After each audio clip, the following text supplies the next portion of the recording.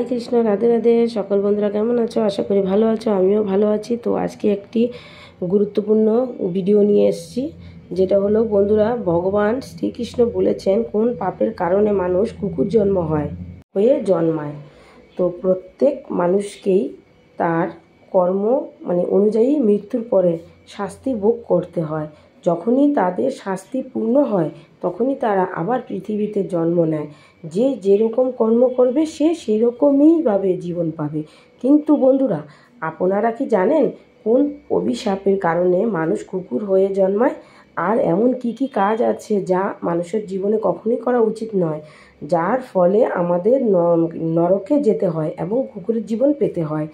হিন্দু শাস্ত্রে অনুযায়ী এই পৃথিবীতে বসবাসকারী সমস্ত মানুষই তাদের কর্ম অনুসারে মৃত্যুর পরে বিভিন্ন প্রজ্বলিতে জন্মগ্রহণ করে। কিছু ধর্মীয় গ্রন্থে বলা হয়েছে, যারা তাদের জীবনে অনেক পাপ করেছে তারা এমন এক অবস্থায় জন্মগ্রহণ করে যেখানে তারা তাদের কষ্ট অন্য কাউকে বলতে পারে না বা কারোর সাথে ভাগ করতে পারে না। আজ আমরা আপনাদের বলবো সেই কাজগুলো কি, যা একজন মানুষের জীবনে কখনো করা উচিত নয়। তা না হলে কুকুরের জীবন নিশ্চিত। নমস্কার বন্ধুরা, আপনাদের সকলের অনুরোধ করছি যে গল্পটি শোনার আগে কমেন্ট বক্সে জয় শ্রীকৃষ্ণ লিখে ভিডিওটির লাইক করুন এবং সাবস্ক্রাইব করুন।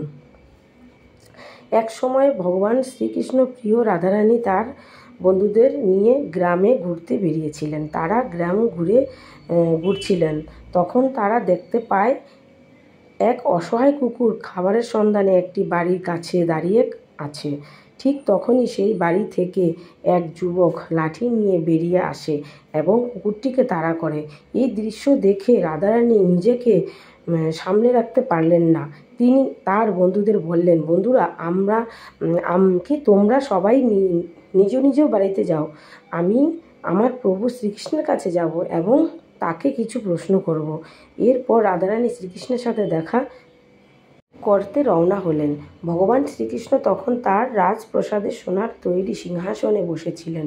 রাধারানীর রাজভবনে গিয়ে ভগবান শ্রীকৃষ্ণকে জিজ্ঞাসা করলেন, হে প্রভু, আজ যখন আমি আপনার গ্রামে বেড়াচ্ছিলাম তখন আমি দেখলাম একটি কুকুর তার দুর্বিষহ জীবনযাপন করছেন। লোকজন তাকে লাঠি দিয়ে মারছে এবং খাবারের জন্য তাকে এদিক ওদিক ঘুরে বেড়াতে হচ্ছে। সে কোথাও পেট ভরে খাওয়া পেল না। তাই প্রভু, এটা দেখে আমার মনে একটি প্রশ্ন জেগেছে। আমি চাই আপনি আমার প্রশ্নের উত্তর দিন। উত্তরে ভগবান শ্রীকৃষ্ণ বললেন, হে প্রিয় রাধারানী, আপনার মনে যে প্রশ্নটি থাক আমাকে বিনা দ্বিধায় বলুন, আমি অবশ্যই আপনার প্রশ্নের উত্তর দেব। রাধারানী বললেন, হে প্রভু, আমার প্রশ্ন হলো, কোন পাপের কারণে মানুষ কুকুরের জন্ম পায়? ভগবান শ্রীকৃষ্ণ উত্তরে বললেন, হে প্রিয় রাধারানী, আজ আপনাকে একটি গল্প বলবো, যা শুনলে আপনি আপনার প্রশ্নের উত্তর পাবেন। ভগবান শ্রীকৃষ্ণ গল্প বলতে শুরু করলেন। এক সময় ভগবান শ্রীরাম তার রাজসভায় বসেছিলেন। তখন তিনি একটি কুকুর কান্নার শব্দ শুনতে পান। বৈকুণ্ঠে উপস্থিত দারোয়ান কুকুরটিকে যেখানে থেকে তাড়িয়ে দেন। পরের দিন আবার একই কুকুর একই জায়গায় এসে কাঁদতে শুরু করেন। এবারে দারোয়ান কুকুরটিকে মেরে তাড়িয়ে দেন। বৈকুণ্ঠের তৃতীয় দিন কুকুরটি আবারও কাঁদতে শুরু করে। তখন ভগবান রাম মনের একটি প্রশ্ন জাগে, এই কুকুরটি প্রতিদিন আমার রাজপ্রাসাদের বাইরে এসে কেন কাঁদে? ভগবান রাম কুকুরটির কান্নার কারণ জানতে চান এবং দারোয়ানকে বললেন কুকুরটিকে ডেকে আনতে। দারোয়ান গিয়ে কুকুরটিকে জানায়, ভগবান শ্রীরাম তোমাকে তার দরবারে ডেকেছেন। কুকুরটি বলে, আমার এমন জন্ম হয়নি যে মন্দির, রাজভবন, রান্নাঘর এবং গোয়ালঘরের মতো পবিত্র স্থানে যাওয়ার যোগ্যতা নেই। আপনি বরং গিয়ে ভগবান শ্রীকৃষ্ণকে আমার রামকে আমার সাথে দেখা করতে বলুন। দারোয়ান গিয়ে কুকুরটির কথা ভগবান শ্রীরামকে জানালেন। ভগবান শ্রীরাম নিজেই কুকুরটির কাছে যান এবং জিজ্ঞাসা করেন, তুমি কেন প্রতিদিন রাজপ্রাসাদের বাইরে এসে কাঁদো? কুকুরটি বলল, হে ভগবান, আমি কোনো অপরাধ করিনি, তবুও একজন সন্ন্যাসী আমাকে পাথর দিয়ে আঘাত করেছে, যার কারণে আমার পা ভেঙে গেছে এবং আমি প্রচণ্ড ব্যথায় কষ্ট পাচ্ছি। তাই আমি প্রতিদিন আপনার দরবারে এসে কাঁদি। ভগবান শ্রীরাম কুকুরটির কষ্ট দেখে খুব দুঃখিত হন। তিনি দারোয়ানকে বলেন, এক্ষুনি যান, সন্ন্যাসী যেখানেই আছে তাকে খুঁজে বের করুন এবং যত দ্রুত সম্ভব তাকে আমার দরবারে নিয়ে আসুন। ভগবান শ্রীরামের নির্দেশের মতো সেই সন্ন্যাসীকে দরবারে উপস্থিত করা হয়। তারপর ভগবান শ্রীরাম সন্ন্যাসীকে জিজ্ঞাসা করেন, আপনি কি সত্যি এই কুকুরটিকে পাথর ছুঁড়ে মেরেছেন, যার ফলে তার পা ভেঙে গেছে? সে কি অপরাধ করেছিল যার কারণে আপনি এই অসহায় কুকুরটির পা ভেঙে দিয়েছেন? সন্ন্যাসী বললেন, হে ভগবান, আমি রাস্তা দিয়ে ভিক্ষা চাইতে যাচ্ছিলাম, তখন কুকুরটি আমার ভিক্ষুকের ঝুলি স্পর্শ করেছিল। এতে আমি রেগে গিয়ে একটি পাথর তুলে আঘাত করি, যার কারণে তার পা ভেঙে যায়। ভগবান শ্রীরাম সন্ন্যাসীকে এই বক্তব্য শোনালেন। আপনি কি জানেন না, অজ্ঞান প্রাণীরা পেট ভরার জন্য এই সব করে থাকে? তারা জানে না যে এই কাজটি করা উচিত নয়। কুকুরটি ভিক্ষার ঝুলি ছোঁয়া কোনো অপরাধ নয়।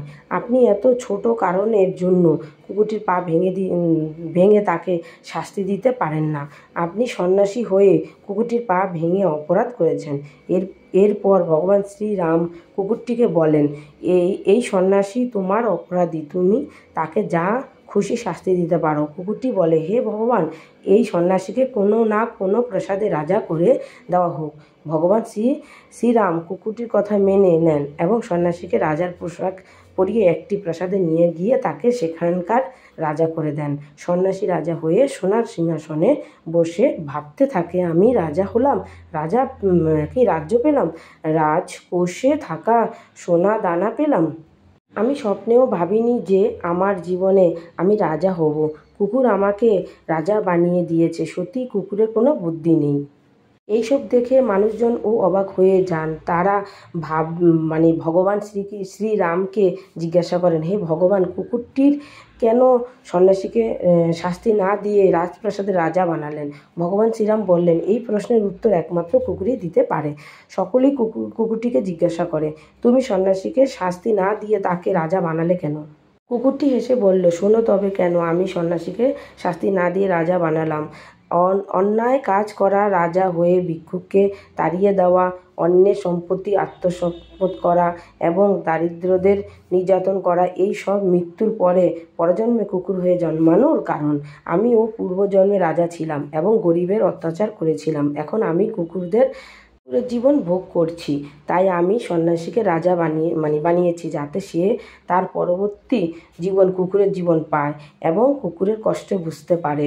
বন্ধুরা, গল্পটি আরও বর্ণনা করতে গিয়ে ভগবান শ্রীকৃষ্ণ বললেন, হে প্রিয় রাধারানী, এরা সেই মানুষ যারা গঙ্গার কাছে যান পাপ ধুতে, কিন্তু সেখানে থেকে ফিরে আসার পথের সাথে তারা আবার পাপ করতে শুরু করে। তখন রাধারানী বললেন, হে ভগবান, গঙ্গায় স্নান করলে কি তাহলে পাপ নষ্ট হয় না? তখন ভগবান শ্রীকৃষ্ণ হাসি মুখে বললেন, হে প্রিয় রাধারানী, গঙ্গায় কেবল সেই সমস্ত পাপ ধুয়ে যায় অজান্তে সংঘটিত হয়। জেনে শুনে করা পাপ কখনো ধোয়া যায় না। আর গঙ্গা স্নান করলে শুধু সে ব্যক্তি শুদ্ধ হয় যা মন শুদ্ধ এবং মনে কোনো ছলনা নেই এবং যার মনের মধ্যে কোনো নোংরা চিন্তা নেই।